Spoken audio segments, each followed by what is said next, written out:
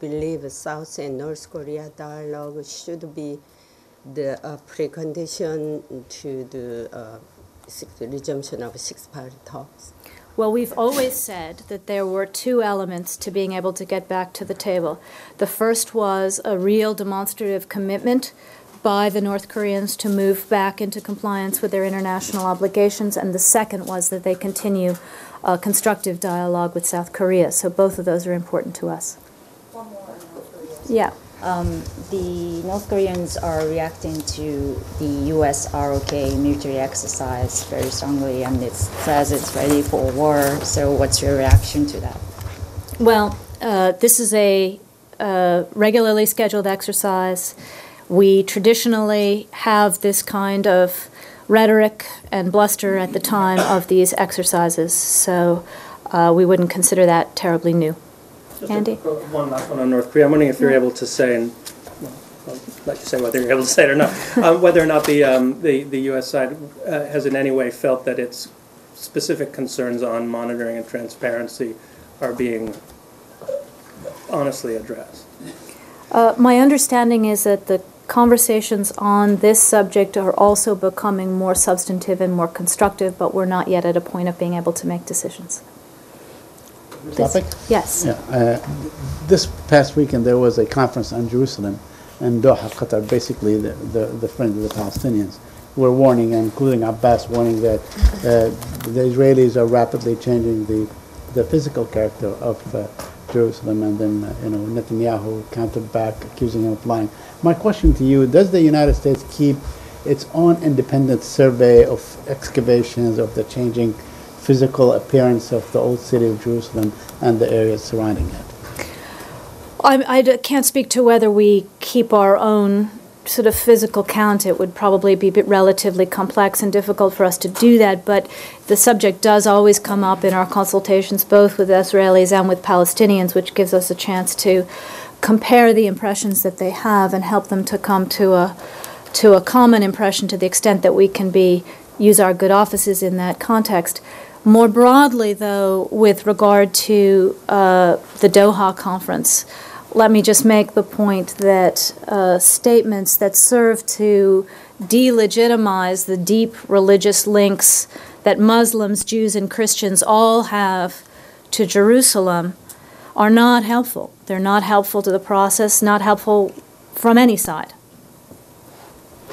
Please, Andy. I'm sorry, did you raise these concerns with the parties in the concern? We have. Wait, let me just go to... On Egypt, if I could. Yeah. Over the weekend, there were comments from a senior official saying that in coming days we might see a resolution, I guess is how it was implied, to the NGO situation there. Was the delay by the court yesterday until April, was that what you were looking for, or is there something even further that we're anticipating in coming days? Well, as the Secretary said yesterday in Rabat, we are continuing to evaluate what the court delay means. We're consulting with the NGOs, we're consulting with their legal advisors, and more importantly, we're continuing to work with the Egyptian government. I think the point that was made over the weekend is that we have been in intense discussions with all parties in Egypt about how we can resolve this, and we are very concerned and want to see it resolved in coming days. Let me just add to that Assistant Secretary Feltman is, even as we speak, speaking to Egyptian Ambassador Shawkri, asked him to come in, and I would expect that we'll have something further to say about that meeting after it concludes. So this continued optimism then, it continues, or was this just yesterday's event, was that just a step in this long process towards an eventual resolution that you hope for? Again, you used the O word, we didn't. We are continuing to work hard to try to resolve this as soon as we can, because it is, and we are concerned. We are concerned that this issue is not yet settled. How would you like to see this resolved? I mean, what would be the outcome? We want to see the travel ban lifted. We want to see our people able to leave the country. We want to see the situation with NGOs, whether they're American, international, or Egyptian, normalized and legalized, and we want to get back to the business of a democratic transition in Egypt that we can all support. So you You want them to continue to work, but you also want them to get the legal documents, whatever allows them to work. Yeah, I mean, this whole situation is created by the fact that it is a very murky, unclear environment for the NGOs to operate in. As the Secretary said a number of times over the weekend, these NGOs were invited to Egypt to support the electoral process. They themselves helped serve to validate the fact that it has been a free and fair and transparent process, which was an important international validation for the Egyptian authorities. So, you know, this is part and parcel of why this is so incoherent and difficult. Anything else? Oh my goodness, I was hoping I'd get away. Andy? Just a quick one on your favorite subject, Keystone. Yes. I know the White House has put out a statement about the TransCanada's intent now to build the lower portion of the pipeline, which doesn't fall under the state ambit, but also to reapply for the full presidential permitting authority for the cross-border portion. My question is, have you received any indication from TransCanada that they are going to apply? And can you give us any sense of what a reasonable time frame would be for such an application to be considered? Would we go back to square one on the whole thing, or has the work that's been done on portions of Keystone to date mean that any new application might go through more quickly? Well, first, just to underscore your first point, that the White House did just put out a statement welcoming the fact that TransCanada is going to go forward with the piece of the pipeline that goes from Cushing, Oklahoma, to the Gulf of Mexico. This part doesn't fall under any process that the State Department's involved in because it doesn't cross an international border. We have now received a letter here at the Department from TransCanada advising us that it does intend to apply for a new presidential permit for the piece of pipeline that would cross the border. So when we receive that application, we will obviously begin processing it. Andy, as we've said a number of times, we will make use of the work that we have already done to the degree that it is applicable to the new application, so that that work would not have to be done again, things that we did to evaluate the environmental impact of parts of the pipeline that might not change, etc. But we're obviously going to have to evaluate a new application based on what's in it and do the necessary work on pieces that are new, but also do a full consultation, as we've had to do with the states involved again and with the 8 agencies of the U.S. government that have to weigh in. So the hope is that it could be more expeditious because we can make use of the work that we've already done, but we still have to do this right, and we still have to allow an opportunity for input from all of the folks who we are mandated to allow to have an opinion. So we will await the application and see what we can do. Please. Afghanistan, the ban on travel, I guess, for mission employees, is that still in place, and how long do you foresee that going on? And I believe the embassy last night pushed out some kind of a warning message to Americans. How much further of an impact is this weekend's events having on the embassy's operations? Well, due to the security situation, all of the U.S. personnel who are under the ambassador's authority, including those who were engaging with Afghan ministries, are subject to travel restrictions.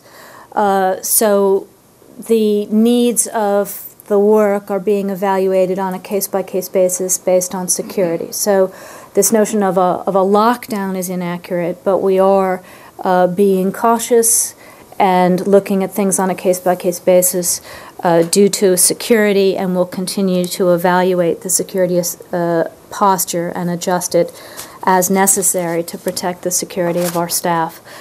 It's no surprise, it's no to anybody, Louis, that it's been a difficult weekend in Afghanistan, including for our military families and the families of the U.S. service members who were killed and wounded. And let me just say, on behalf of the Secretary and on behalf of this department, that our hearts go out to them, and we give our condolences to everyone affected by the ongoing violence. But at this point, we are very focused on working with President Karzai, with his government, with our Afghan partners, to try to calm the situation. President Karzai himself and other Afghans have been very active in calling for calm. This is a relationship that is very important to both of us, and we need to stay committed to it and not let the enemies of a peaceful, stable, increasingly democratic Afghanistan get the upper hand in this situation. Does that mean that any talk about withdrawal during 2013 is out of the question now? The President, everyone in this government remains committed to the Lisbon timetable, which speaks of completing the transition to Afghan lead by the end of 2014. We'll obviously be working with our NATO partners in the context of, and with the Afghans in the context of the upcoming NATO summit in Chicago on how fast we can move to Afghan lead in the period between now and then, but there's no change on our timelines.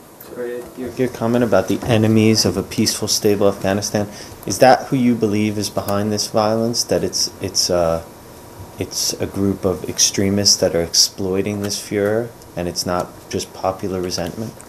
Well, I think there are a number of things going on here. There was obviously reaction with regard to the Quran incident, the very regrettable incident for which our president has apologized. But we also had the assassination of 2 Americans inside of the Afghan ministry. So that was clearly a calculated move. So the concern is that extremists may be trying to exploit popular feelings to get the upper hand. And that is the situation that, in addition to the situation in general, that all of us have to calm.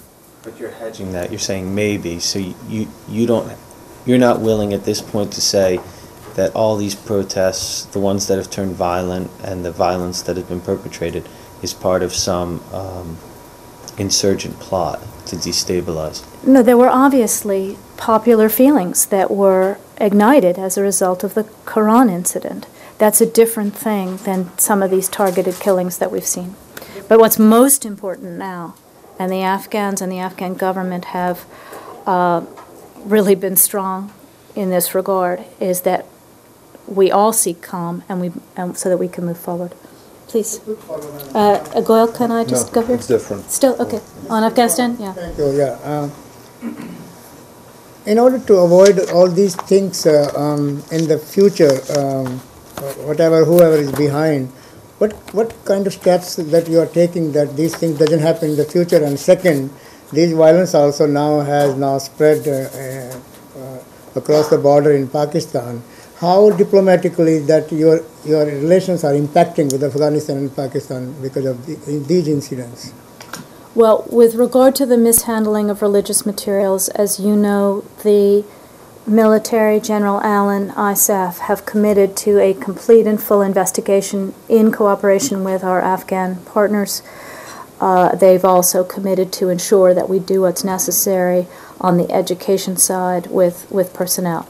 With regard to our Pakistan relationship, as you know, the Secretary had an important meeting with Foreign Minister Carr while we were in London. I would refer you to the background briefing that we gave after that meeting in London. Please. Oh, I'm sorry, you were next. Yeah. I'm sorry. In Colombia, FARC rebels pledged on Sunday to stop civilian hostage taking. What's your reaction to what that announced?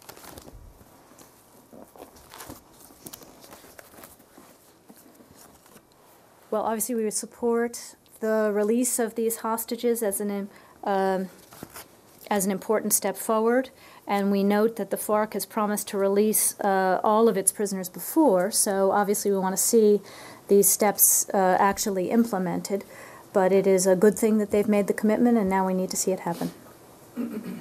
Okay, thanks everybody.